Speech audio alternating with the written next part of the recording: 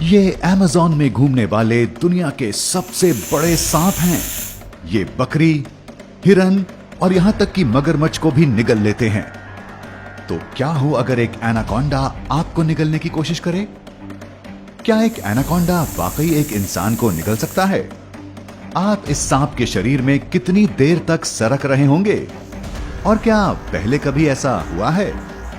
आप देख रहे हैं क्या हो अगर, और यह है क्या हो अगर एक एनाकोंडा आपको निगल ले। आप माने या ना माने, 2014 में एक बेवकूफ शख्स ने वाकई ये करने की कोशिश की थी। उसने सुअर के खून से लिपटा हुआ एक बड़ा और भारी सूट पहना हुआ था। एनाकोंडा ने 1 घंटे तक लगातार अपने मुंह के बीच में सूट का सर दबाकर मेहनत की, लेकिन वो पूरे इंसान को नहीं निगल सका। लेकिन अगर वो सफल हो गया होता तो एक एनाकोंडा पूरी तरह से विकसित एक वयस्क को कैसे खा पाता?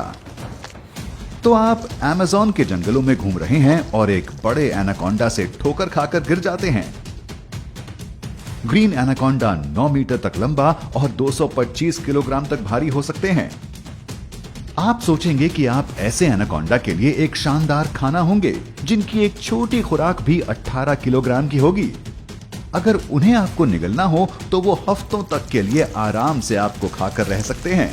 लेकिन आपकी तरह के 45 किलोग्राम से ज्यादा वजन के खाने में एनाकोंडा को ज्यादा रुचि नहीं होती, क्योंकि आप इतने बड़े हैं और एनाकोंडा द्वारा खाए जाने वाले ज्यादातर जानवरों से लंबे और चौड़े हैं। आपको पूरा खाने में इसे काफी वक्त लगेगा। इससे एनाकोंडा महीनों तक नहीं तो कम से कम कुछ हफ्तों के लिए तो शिकारियों के सामने कमजोर हो ही जाएगा। पर मान लेते हैं कि वो आपको खाना चाहता है, फिर क्या होगा?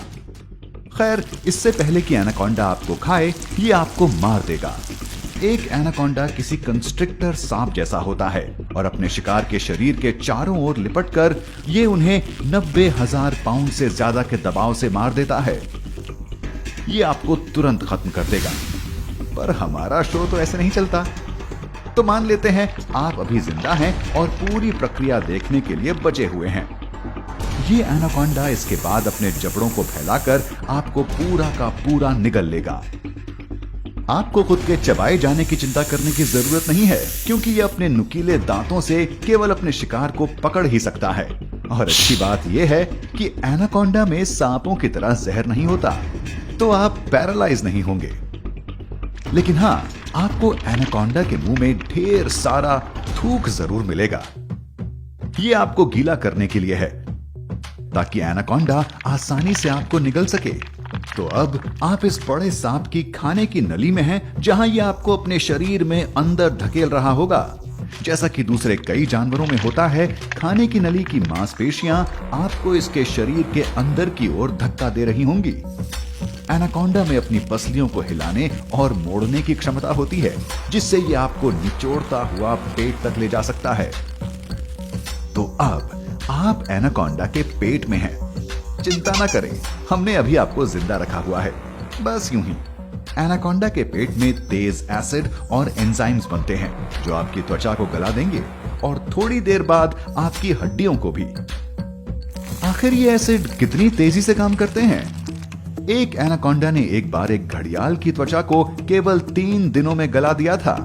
तो जरा अपनी मुलायम मखमली त्वचा के बारे में सोचिए।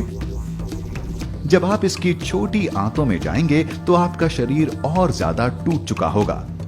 ये इसलिए कि लिवर और पैनक्रियाज में इससे भी तेज एंजाइम्स बनते हैं। आपके बालों और नाखूनों को छोड़कर सब कुछ अब तक पचाया जा चुका होगा। और अगर आपने कोई जादुई सूट भी पहन रखा हो, तो भी आपको कुछ हफ्तों के वक्त तक तो अंदर ही रहना होगा। तब तक में तो आप भयानक भूख का शिकार हो ही चुके होंगे।